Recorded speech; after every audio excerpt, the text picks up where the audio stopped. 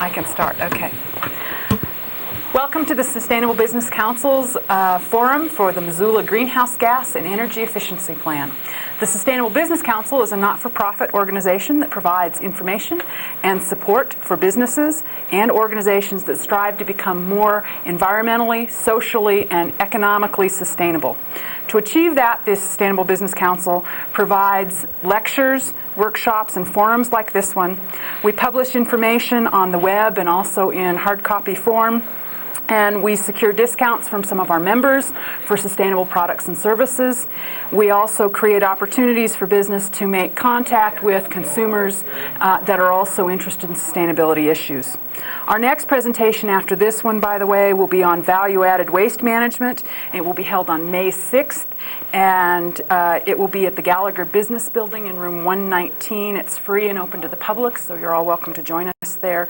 Social hour starts at 5, and the presentation will start at 6 for that one. For more information about the Sustainable Business Council, you can go to www.sustainablebusinesscouncil.org, or you can call me at 543-5323. My name is Susan Anderson, and I'm an SBC board member. I will be facilitating tonight's forum. The purpose of this forum is to inform our members and the public about the City of Missoula's greenhouse gas and energy conservation plan. We'd like to do that in advance of the public hearing that they're going to have on that plan on April 26th at 7 p.m. as part of the regular City Council meeting in the City Council chambers. Opinions presented here today are those of the participants and not necessarily a reflection of the SBC's opinions or that of MCAT, who graciously offered to host this forum for us, or air the forum. The format for today's forum will include a brief presentation by our four panelists here, and then each panelist will have a chance to make a few extra comments if they feel like things have been missed. Then we'll open it up to question and answer from the audience here with us today. Our panelists today are, starting from the far end, David Merrill, the Executive Director of the National Global Warming Coalition, and he'll start us off in a few moments with the international and national aspects of this particular issue and policy issues around that issue. Second will be Ben Schmidt. He's the Air Quality Specialist with the Missoula City County Health Department, and he'll give us a history of Missoula's involvement with greenhouse gas issues and energy conservation.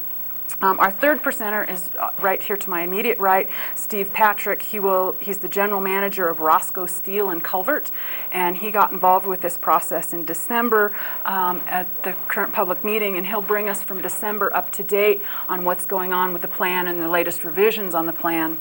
And finally, City Council woman Luann Crowley will wrap it up talking about some of the specifics of the plan and how it may affect businesses and members of the community. We'll go ahead with that and give David Merrill our attention and let him start off. Thank you.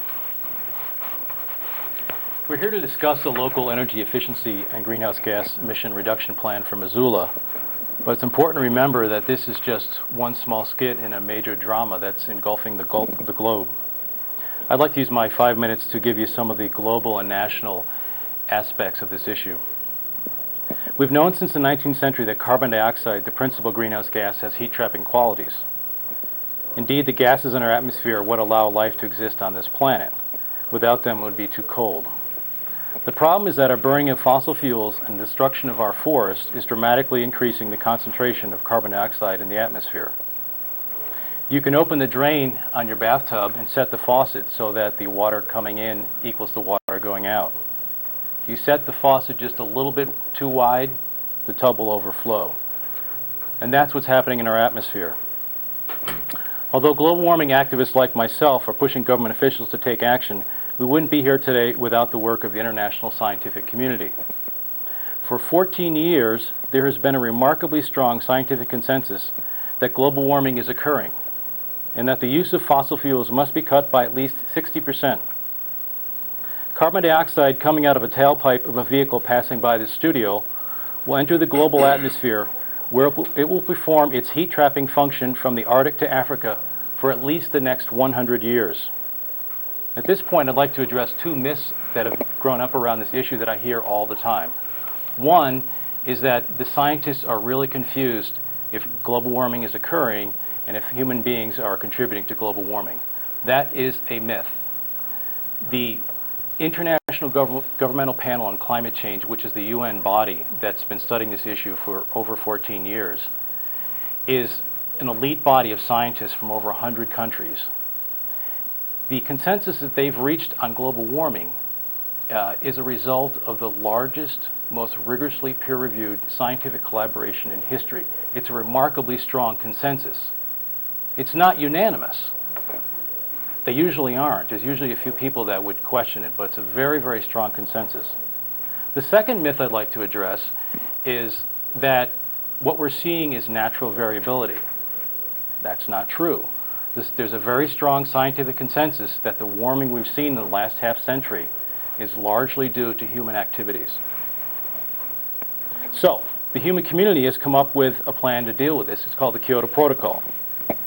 Its goals are very modest. It calls for the wealthy nations to reduce their greenhouse gas emissions roughly 5% below their 1990 levels.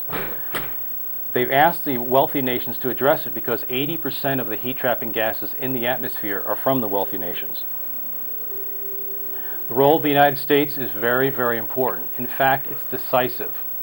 The United States only has 4.5% of the world's population, yet provides about 25% of the greenhouse gases. What this means is, if we don't address the problem correctly in the United States, we could continue to destabilize the atmosphere no matter what the rest of the world does. And the rest of the world is doing a lot. Germany is coming up with a 50% reduction plan. Britain, 60%. Denmark, 80%. The United States refuses to agree to cut 7%, which is what is stipulated in the Kyoto Protocol. This need not be. Lester Brown of the Earth Policy Institute recently said that using just the wind resources in Kansas, North Dakota, and Texas, we could provide 100% of the energy use needs of the United States. Every light bulb, every car, every vehicle, every home. Why aren't we doing that? I mean, I don't care if I'd prefer to have my lights powered by wind or sun rather than fossil fuels. And the answer is that the present system is making very powerful actors in our political system a lot of money. They don't want it to change.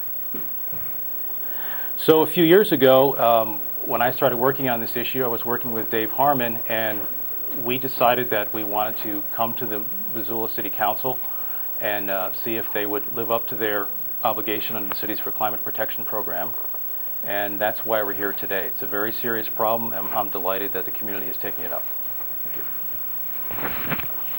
We'll move on then to our second speaker, Ben Smith, the Air Quality Specialist for the Missoula City County Health Department.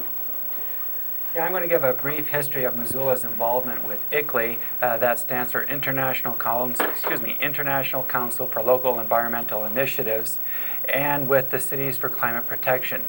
ICLEI itself deals with all sorts of environmental issues, from trash in third world countries, like Africa and other parts of the world, deals with water supply issues, basically any kind of environmental and human living condition issue you can imagine. In the United States, the part of ICLEI that is most active is the Cities for Climate Protection, and that is what Missoula has joined, that part of ICLEI. Cities for Climate Protection is a subset of that, and its main emphasis is on the global warming issue or the greenhouse gas energy efficiency issues.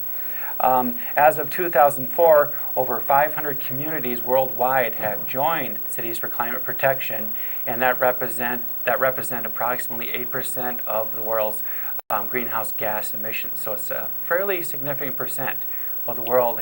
Local communities are part of this organization. In 1996, I believe it was on June 17th, the City Council and Mayor Dan Kemmis signed a document expressing support and agreement in joining the Cities for Climate Protection campaign. Okay, and part of that agreement of joining with the Cities for Climate Protection campaign was to go through their 5-milestone or 5-step program to helping local communities address this greenhouse gas emissions issue. Now, we're all aware that Missoula by itself doesn't really have an impact on the global greenhouse gas issue. But it's local communities like this all over the world that are applying pressure at the national and international level. And so that is our reason for being involved with it. So part of the 5 Cities for Climate Protection milestones are to develop an emission inventory and a forecast of what is our community putting out. We have done that several years ago, and that has been accomplished. Now what we're working on is basically steps 2, 3, and 4 of this 5 milestone process. What those next three steps are, and they're all being actually addressed in our plan, is to develop plausible CO2, carbon dioxide, which is usually what people refer to as the greenhouse gas that's of most interest. Anyway, develop plausible CO2 emission reduction goals or targets, whatever word you want to use. Also, write an action plan. That would be your 3rd step. And the 4th step is to implement some form of policies or plan to address this greenhouse gas emission issue. The 5th step, which we would do further down the line after this plan hopefully gets passed, is to monitor the results, like what have we accomplished after we've passed this plan. Okay, so again, we've got the 1st step done. If we pass this plan that's going before the City Council on Monday, we'll hopefully get steps 2, 3, and 4 done. Okay. We started to develop this plan several years ago, as David Merrill mentioned earlier. One of the things we wanted to do as we developed this plan is we found we wanted to emphasize energy-saving opportunities. Because the saving energy is basically tied in with reducing greenhouse gas emissions. And it's also tied in with saving money.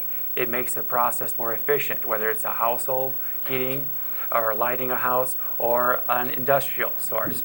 It basically can often be a win-win situation for the environment and for the pocketbook in the long run. Again, we also search for plausible CO2 emission reductions for the Missoula community. What do we think can actually be accomplished, and what is pie in the sky? We try to concentrate on the pot, what we felt was plausible or possible. Some examples would be trying to encourage people to build new homes or new buildings up to Energy Star codes, which are typically 30% better at least as far as energy efficiency goes than a building built to the minimum standards. Other things we looked at are the technology changes. Instead of going with the typical, look what's out there. For instance, use ground source heat pumps where it makes sense to economically, and it can give you some significant energy savings. And also try to look at the total cost, not just the cost over a time span, not just the initial construction cost, but look at what is your savings after 10 years. Because a lot of times if you just look a few years back, further on the line, it even comes to make out to be a sensible thing to do from a pocketbook or money standpoint. Other things that are easy to do and that we consider as part of our plausible goals are building orientation relative to the sun. Use that passive solar energy where possible. A lot of times that isn't considered when building a house. And the other thing we tried to do was sort of emphasize voluntary programs and education throughout this process. We didn't try to go into mandatory, but we're trying to encourage people to show these things are possible. There's a lot of easy to do things still out there, or what they call low-hanging fruit. Things that can be done for a big bang for your buck. Again, house orientation, a few $100s of extra insulation in a house when it's built, ground source heat pumps initially when something is being constructed, went after those type of things. We also, as part of this process over the last several years, have held roundtables where we tried to get experts in various fields to come and meet with city council members and people involved with developing this plan and say, what are some things that can be done? What is already being done in the community in these sectors? The specific sectors we ended up dividing our plan into were the government sector, a recycling sector. The reason we have a recycling sector, even though it sort of belongs in every sector you can imagine, is it's such a huge issue, it sort of forced itself into its own chapter. But at the same time, we have to be aware that it belongs, in a sense, in every chapter also. So we had recycling, a city government chapter, we had a household chapter, and in household we included things such as recycling, mentioned that, heating, new construction, and how to improve existing structures. So we looked at the total household energy use as part of the plan. Transportation, commercial institutional buildings, that would be like, for instance, your office buildings, your Kmarts, all those shopping complexes, and universities and schools, those type of establishments. And the last sector we looked at was industrial. And throughout this whole process, what we strove for, again, was incentive-based recommendations, like what we can do to point out the positives in doing all these things. Environmentally, as far as losing less fossil fuels, because that is a finite resource, point that out. Supplies, prices can vary quite a bit potentially, and that sort of protects you from those issues. Point out the incentives. You lose less energy, you're less vulnerable to fluctuating prices. And again, we also emphasize education in the plan and technology transfer. Okay. The last thing I want to go over is, since we're doing a little bit of a history roundup, what has the Missoula community done, or at least a few of the things that we have done to reduce greenhouse gas emissions. One is all the street lamps. The red street lamps around the town use light-emitting diodes now. This is a type of lighting system that saves 70 to 90% of the energy versus a regular lamp. And we will continue to look at, as a city, at when it becomes feasible to replace the other lights to get that energy savings. That's one thing we've done. It saves over 200 tons per year in CO2 emissions alone, just that one little change in all the street lights around town. Other things that can be done, or have been done by the city government, is energy audits on the buildings, and then look at the recommendations and implement those. Fluorescent lights were upgraded due to an energy audit at the health department building at one point, and extra insulation was added to another municipal building because of the audit. Mountain Line, as part of joining the Cities for Climate Protection, received a grant for the Summer Youth Ride Free program. That program was so successful in the first year it was implemented, successful as in the youth ridership just skyrocketed several times what it had been the previous summer, that after that 1 year of grant getting the program started, Mountain Line has continued that every summer, again, because it was successful. They get the kids to use the bus versus being driven around town in cars. Other things that we've done, Mr. TMA is organized van pools down the Bitterroot Valley for commuters. You know, instead of having everyone in their own car, this way they can come in van pools. We have improved their bicycle and pedestrian facilities. That again helps, because if it's not safe, people aren't going to use their bikes or convenient. That has had a big impact also on making us one of the best bike ridership towns, I believe, in the nation. One other thing I'd like to mention, and we actually have to do this by EPA regulations, is add ethanol to our fuel in the wintertime. Ethanol is what we call an oxygenate. It helps make our cars burn a lot cleaner, which has helped get us into compliance for some of the national ambient air quality standards. The other benefits of it, it's a domestic fuel. It's produced domestically. We are not importing it from other countries, so it helps the local economy. It's a renewable resource, just like biodiesel is. So it has a lot of other benefits. And hopefully, as time continues, ethanol production of it or biodiesel will become more economically competitive with the regular fossil fuels in our transportation demands. Thank you very much, Ben. We'll move on to Steve Patrick, the General Manager of Roscoe Steel and Culvert. Thank you, and Dave and Ben are a hard act to follow here, so I'll try to hold up my end of the ball. First, let me provide just a little bit of background as for why I'm up here on this panel. As General Manager of Roscoe Steel and Culvert, we're a 27-employee, small local business that manufactures and markets culvert pipe, builds bridges, and fabricates steel here in the valley. From a community involvement standpoint, I just point this out as just some background, but I'm involved on the board of directors of the United Way of Missoula County, the Sunrise Rotary Club, and the Chamber of Commerce. However, I'm here today, not in any of those capacities. I'm here just as a business manager and a business leader in the community, but a small business leader.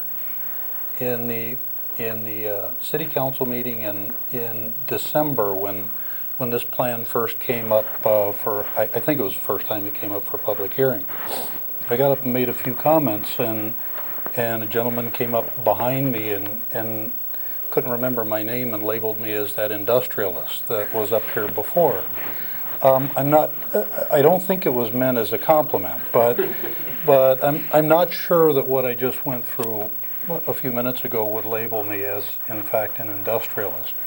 But I do carry to this venue probably a little bit more of a focus on the business and industrial impact of this plan, and hopefully what I think is a bit of a balance with regards to how we can end up striking a plan that meets the requirements of, as I went through some of the goals of the Sustainable Business Council, which are to promote a clean environment and a vibrant economy. And believe me, I think that we all should make sure that none of our goals moving forward put those in conflict with business interest and employment interest. And maybe I'm naive, but I don't think that is a requirement to put those in conflict. My participation with the greenhouse gas and energy efficiency plan really started back in December with the first public hearing on the plan.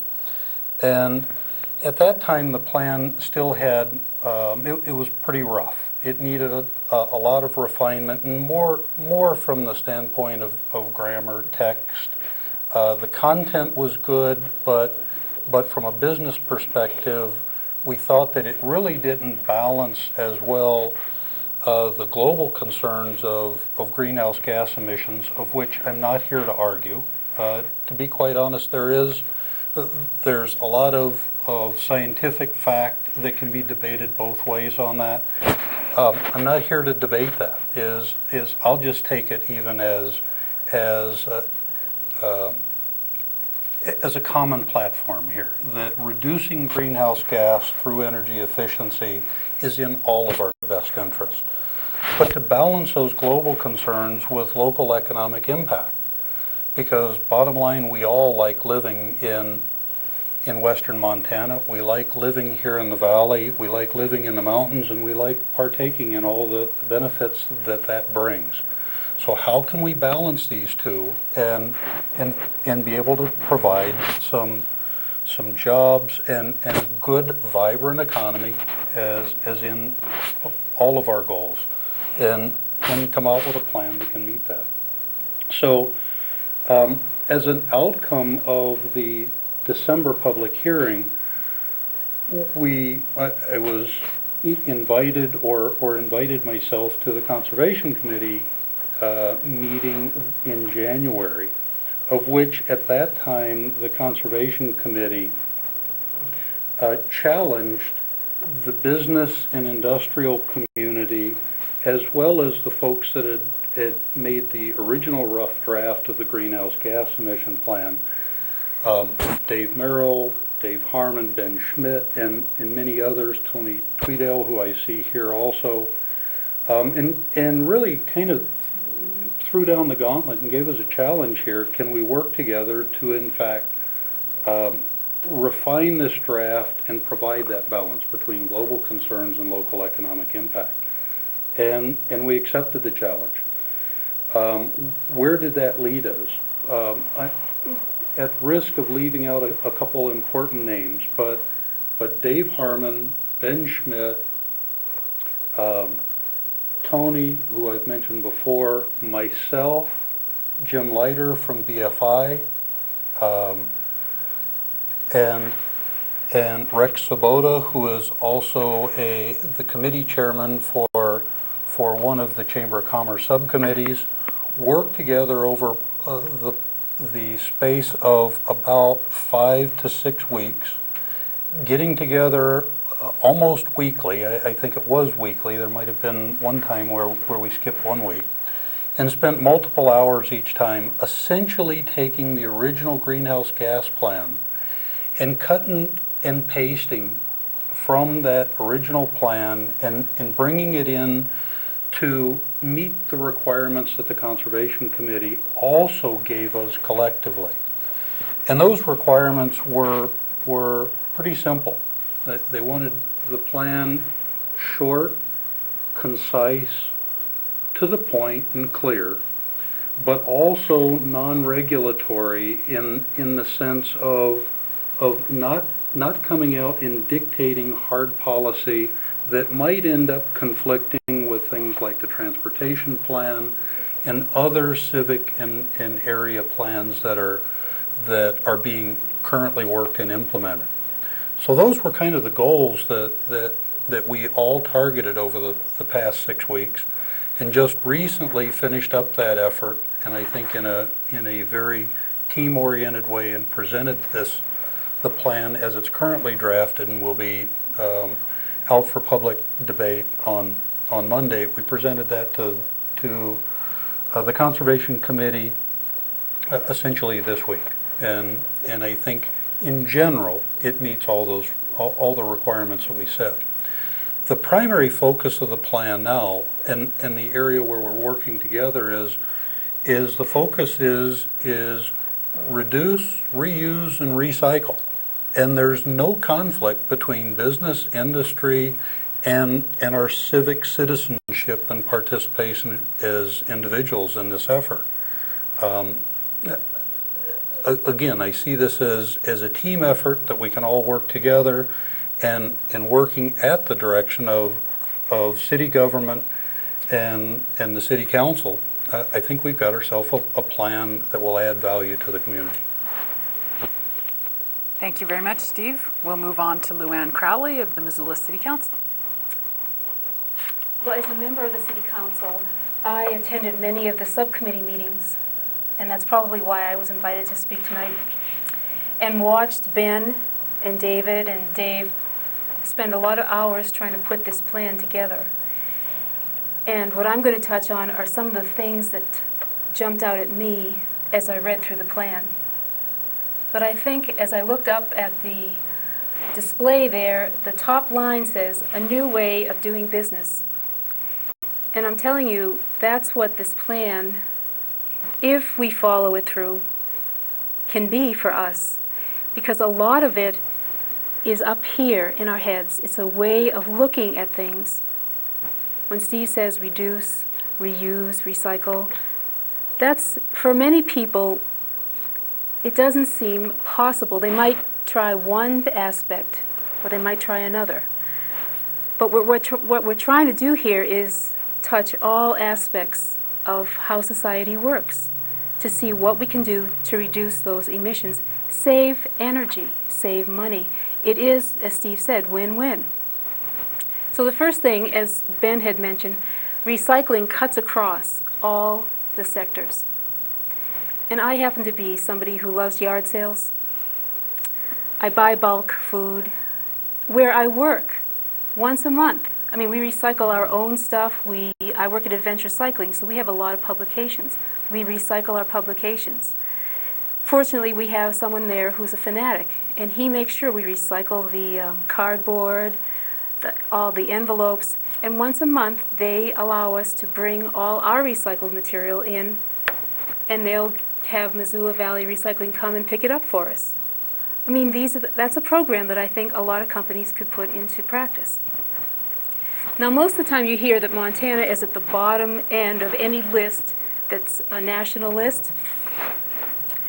In 1991, the typical Montana resident produced 5 pounds of waste per day. That's 91.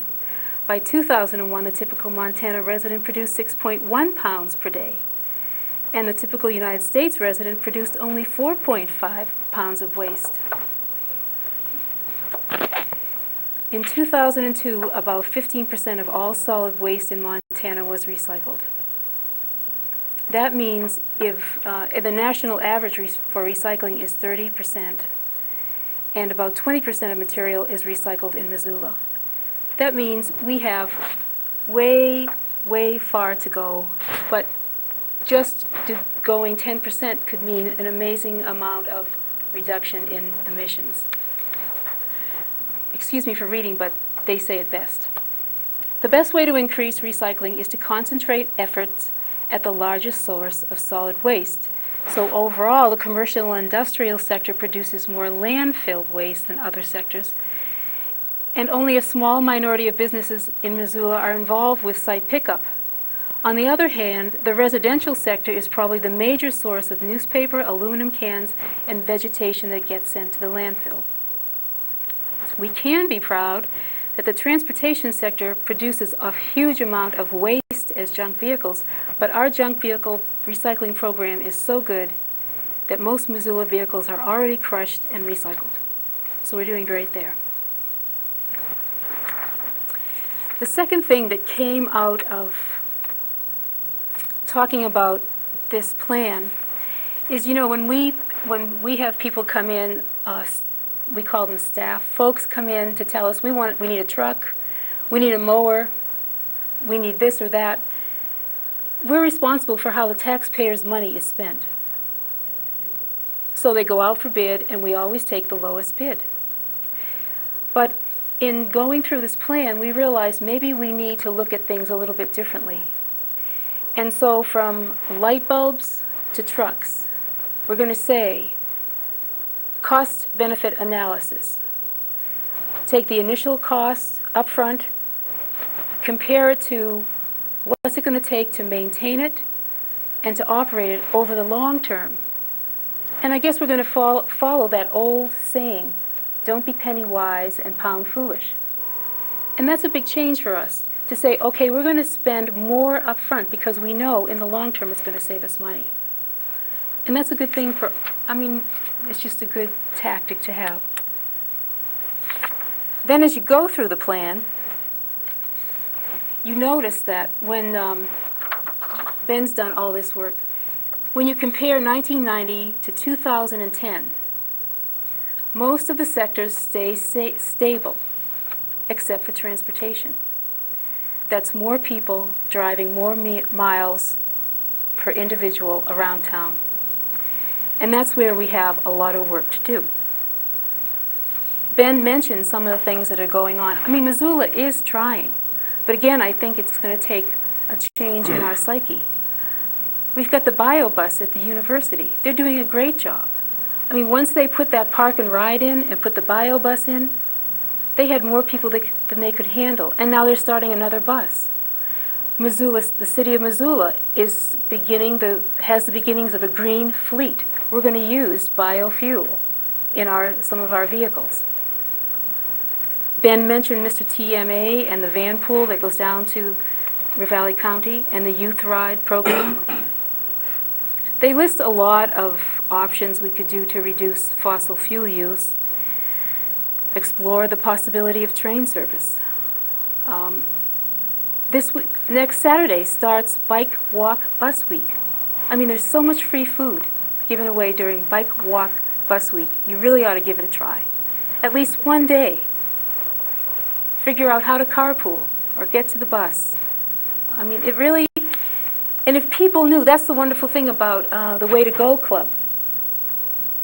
The Way to Go Club, and that's on the web, they keep track. When you join, they ask you, all right, if you're going to bicycle this month in this 30-day period, tell us how many miles you biked. We'll figure out how many miles you saved and all this.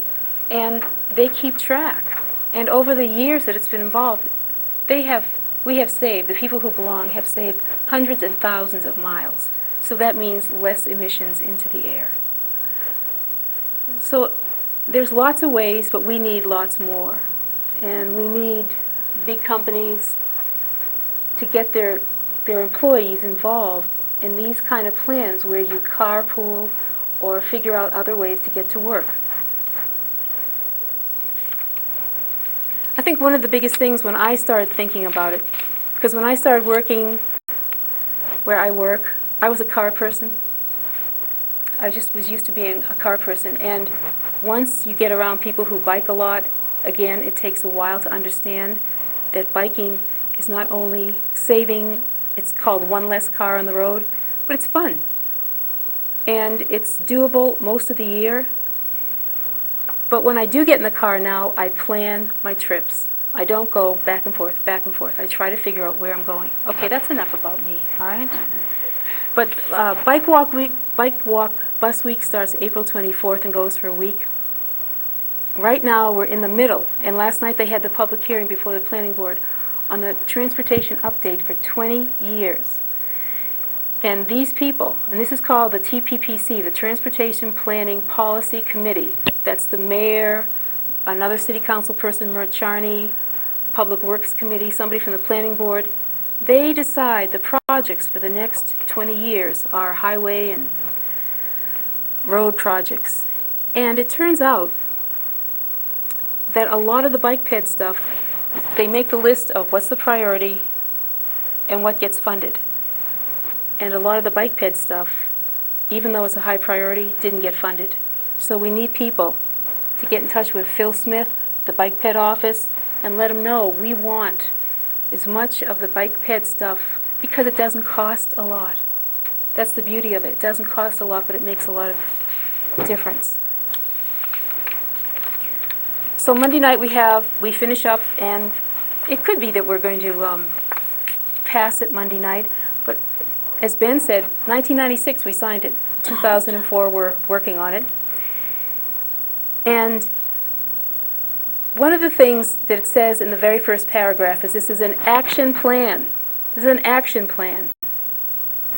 But in the plan, and I mentioned this morning in Conservation Committee, in the plan the only sector that's taking any true action, putting their name on the line, is the city, by saying we're going to do this, this, and this. So I'm going to be asking the other sectors, commercial and retail and industrial, to be part of what is called this Energy Advisory Team. The Energy Advisory Team was going to be created out of internal city folks to watch over what we're doing.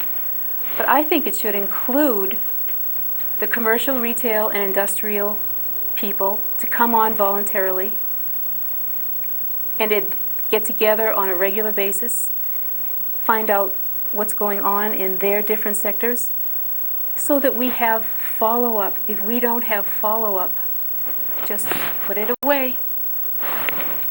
It won't do us any good. We need to have follow-up. For instance, I was thinking, what if the mall? Maybe the mall is just like right on top of it, I don't know. But what if they did an energy audit, their heating, air conditioning, and then they started telling people how they put things. They have displays all the time. The mall is a wonderful place for people to start thinking about recycling, how they get around town, what their transportation uses are, the lighting in the mall. There's so many things that affect this. So I'm going to be pushing for that, and I hope Steve will help me put something together that brings all the sectors together to come and report or meet and follow up and make this thing go forward. I want to thank the Sustainable Business Council for having us. It's really important. I've got to say the university's doing a great job. A lot of things, they're doing a great job, and we could use them as a model. And even though you say, well, we're one little town, you know how everything's connected. If we do what we're supposed to do, we will make a difference. Thank you, Luann.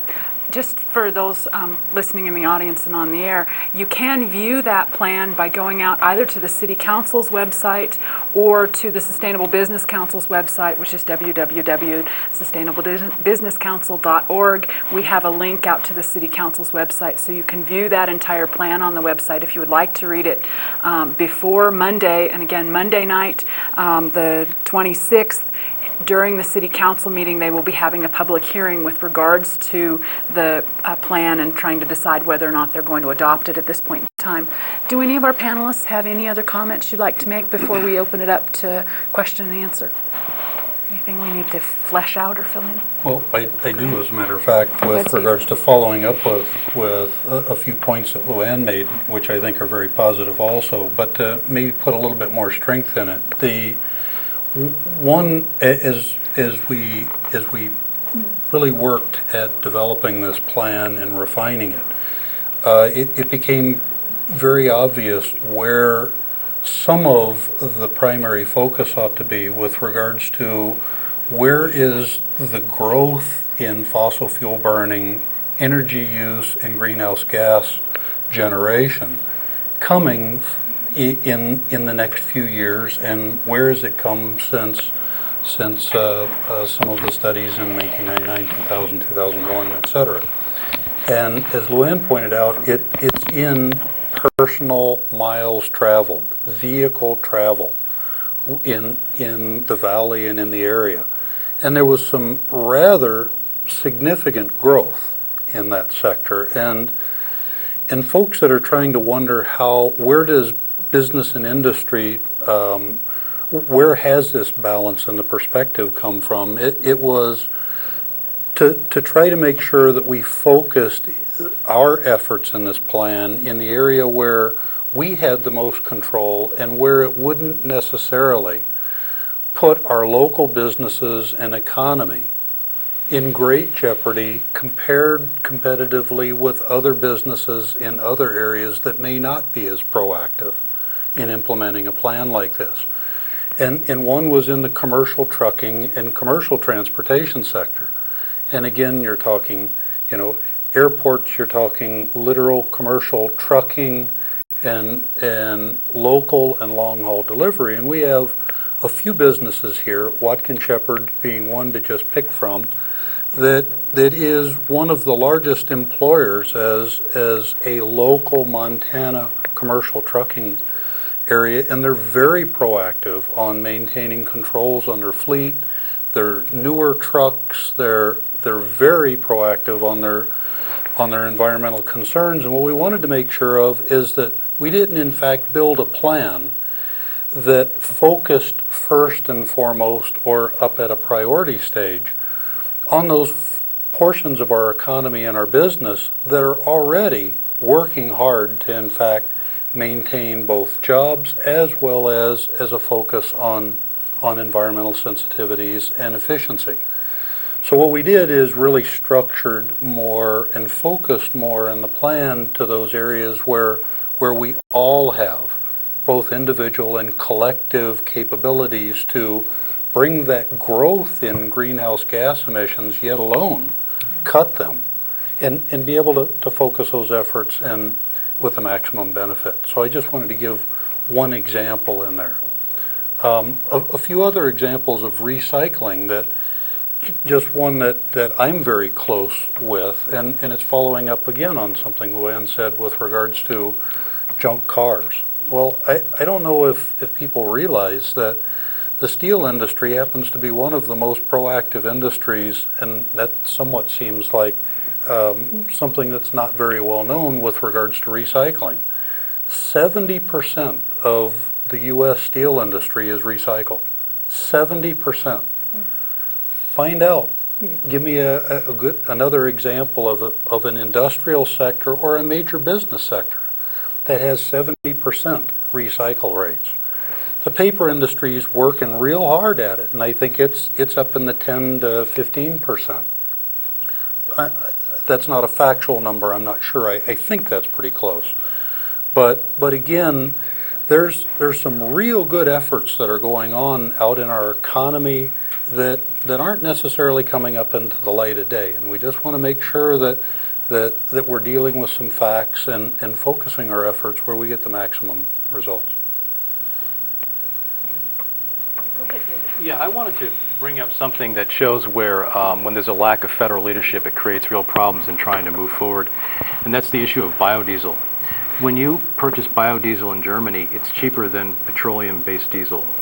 When you pull up to a gas station in Missoula where you get biodiesel, it's more expensive. That's irrational, and it's just economically penalizing people for doing the right thing. And that's a case where when the federal government takes a leadership role, it helps things to move along. So in Germany, people go to the pump and they say, well, this one's cheaper, it works just as well. They choose that. They start selling more biodiesel. That creates greater economies of scale, and the cost of production goes down, and it just snowballs. So that's a perfect example. And so one of the things that Missoula is dealing with is we're trying to address very large systemic economic and ecological problems on a local scale. That's very important to do that, but we need to realize the constraints we're operating under as well. Anyone else have comments before we open it up to question and answers?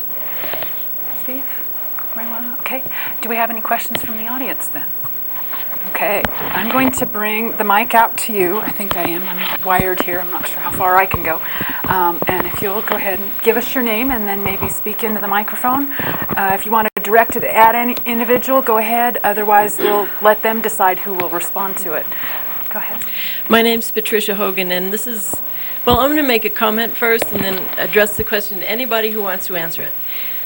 The comment is, I was thinking about a book that I started reading recently, and I just want to mention it because it's so exciting. It's called Natural Capitalism, put out by the people at the Rocky Mountain Institute. I think the publication date is 2000, and it's so exciting. It's just exactly about all this stuff about how business can actually benefit from being sustainable.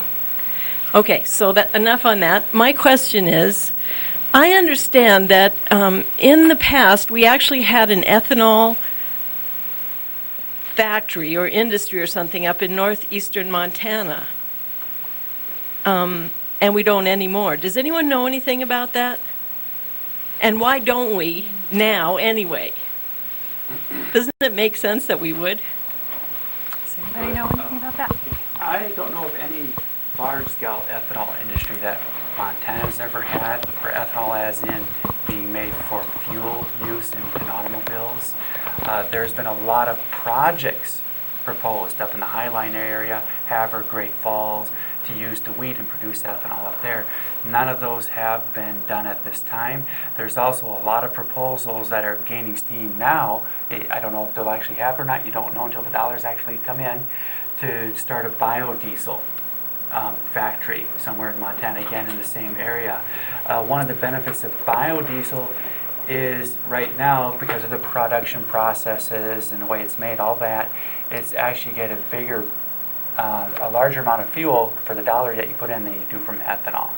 You know, ethanol has great potential, but for large-scale manufacturers and competitiveness, due to the way we have the structure in the United States, it's hard for ethanol to really compete, except as an oxygenate. It does very good at that. It doesn't have a lot of the health concerns that the other oxygenate has. That would be MTBE, a chemical produced from petroleum products. Just for those who aren't aware of it, that ethanol we use in our fuel, the same ethanol that's in your beer, your wine, things like that. So there's less concerns with it spilling, I guess you could say, or getting into the groundwater. So you can drink it if you have. We still want it out of the groundwater, mind you. We want to do that. Just another thing I want to mention that the city of Missoula has done is they have started purchasing a few hybrid vehicles. These are the electric gasoline hybrids with the higher fuel efficiency. So there's another thing I forgot to mention earlier. And as far as economics goes and success plans, I think you can find those internationally. Germany, we mentioned earlier, has done a lot with energy standards, and their economy appears not to have suffered from that.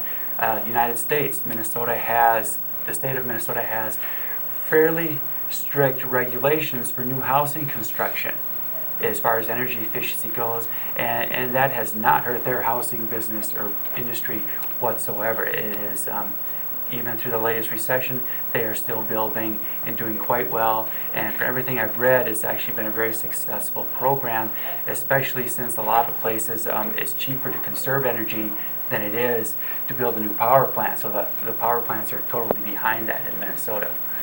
Okay, hope that answered your question. Thank you, Ben. David, did you want to Yeah, I address just want that to as add well? something. That's a perfect example of an irrational system for fuel. If you can bring a gallon of gasoline to the market for far less than you can a gallon of ethanol, well, gasoline wins. But what's being kept out is that gasoline has all these other costs that aren't reflected in the price. And they've calculated that if we included the environmental costs of gasoline, as well as the security cost of keeping military forces in the Persian Gulf, gas would cost $7 a gallon at least. So it's just another example, and we end up paying anyway. So. Next question then. My name is Helen Attow, and I wasn't going to bring up agriculture, but when you brought up ethanol, you got me started. When we think about these wonderful new ideas, I think it's important for us to go beyond, and I always stress, talk to the biologists. In the case of ethanol, for example, ethanol is produced in some ways at a very high environmental cost in terms of sustainable agriculture. But since I always have the bad news, I've been looking up, and I found a couple of references in terms of producing ethanol from native grasses. There's a native grass in eastern Montana, Panicum virgatum, that supposedly, according to the references I've looked at, produces the same quality and quantity that corn produces in ethanol. Wow, it's a native drought-tolerant grass. It would be very cool to not make the same mistakes in Montana, to say, wow, instead of doing wheat, an annual crop where we till the soil up and we're down in the carbon sequestering scale, to say, let's just go way beyond and look at our native grasses and get those points as well. And then I just want to brag and say that my electric hybrid is getting 63 miles per gallon and 70 on good days. Thank you, Helen. You have another question? If I could maybe even just Sure. respond Go ahead. Sorry. to somewhat to both of those issues is I think that the initiatives of looking at alternate fuels is very important. It's definitely going to have some both short-term and long-term positive impact. But I'd also state that in much of what this plan is structured and focused towards is an awareness and an education process in here. And some people say, well, that doesn't have enough teeth to it. But the awareness and education process I'm referring to right now is saying, instead of making 3 trips into town to Walmart or to the Bon or wherever, if we make 2, we're not burning ethanol, we're not burning gasoline, we're not burning any fossil fuel or anything that creates greenhouse gas. And I'm guilty as charged. I live out the 9 Mile, and it's very easy for me to justify why I need to come into town again for something that I forgot the last trip. But seriously, the significant growth in greenhouse gas emissions in the valley here is you and I, granted even at 60 or 70 miles a gallon, if we make fewer trips, it's going to have a huge impact. And I think that's an awareness issue that not just individually, but businesses, industry, and individually, we can make a huge, significant, again, that, reuse, reduce, and recycle is just something that we've really got to provide primary focus. Alternate fuels is important also. We have other comments to go with Helen. In regard to Helen, she brings up the fact, she reminds me of the fact that one small paragraph relates to agriculture in this plan, but at least it's there. And it's the whole concept of buying local agriculture, buying local food. For a lot of reasons. Number one, it's closer to you and it's fresher. But if we, number one, reduce the amount that we import almost 95% of our food right now, and it would help in the long run for everybody if we were able to depend more on our local producers. And the more we support them, the bigger they get. And then when things that might go wrong, we have somewhat of a food source that we can depend on. So. Thank you, Luann and Steve. Anybody else want to make a comment at this point? You want to make a comment, or I'll head on to the next question? I'll just make one comment. I'm just glad you mentioned looking at the total picture for instance, ethanol, because it is true it wasn't until the last couple decades that the amount of energy you got from producing ethanol exceeded the amount of energy you had to put in to producing it. So I just want to point that out. It's good to always look at the whole picture. That's a good point. And thanks for putting in that plugging in for reducing the use. That's it. Thank you, Ben. We'll head back to Phil back here if I can get that far. Phil Smith from the City Bicycle Pedestrian Office, and I've got 2 slices of this pie that are of interest to me. One, of course, is transportation, and Steve, I couldn't agree with you more. If everybody would reduce their trips, what a tremendous advantage that would be, even if they just reduced it by 1 trip.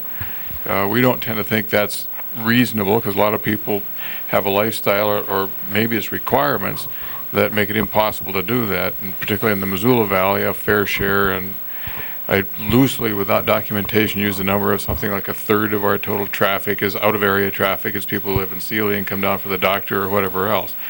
That means that the traffic reduction has to come more on those of us that are already here in the valley. But that's one slice of the pie. The other slice that I wanted to comment on and ask for your reaction, there's, I guess, some benefit in preaching to the choir in that we keep the choir committed. And we need to never forget to keep doing that. But for this to really make a difference, we've got to constantly get more and more people believing in what we're talking about and eventually changing some of their behaviors. With the transportation business, some years ago, the Bike Ped office took a look at this concept of best practices and looking at forestry as an example and some other industries and saying that there are models for doing a best practices kind of standard setting. Began a program which we call the Transportation Best Practices Awards. And we claimed the high ground and said the best transportation practices are, and we focus on those transportation practices of employers that resulted in employees driving fewer single-person motor vehicle miles. Eventually, we've gotten that taken over and now run by Missoula in Motion. And annually now 3 or sometimes 4, lately it's been 3, employers are selected and they get a little cash award and lots of publicity and TV spots on what they're doing and so on. And the concept is that we pick what's really being done well and promote that, not to those 3, they're already doing it, but we promote that as widely as we can to everybody else and say, you know, there is a way to do it better. Let's exemplify. So the question that comes out of that for the panel is, as you look at adoption of the plan by the council and eventually implementation, even if there isn't staff, what ways can you think of in which we can highlight what's being done that's well done that can be used to exemplify in all of the different sectors that we need to, so that we, instead of being a negative oriented, here are all the problems we got, how are we going to ever solve it, we can work at that too, one by one as we go around it, but we're really highlighting, hey, get on the bandwagon, a lot of good stuff is happening, and really go to work with all of the individuals and individual businesses that are doing something. Somebody on the panel want to take the first step? Go ahead.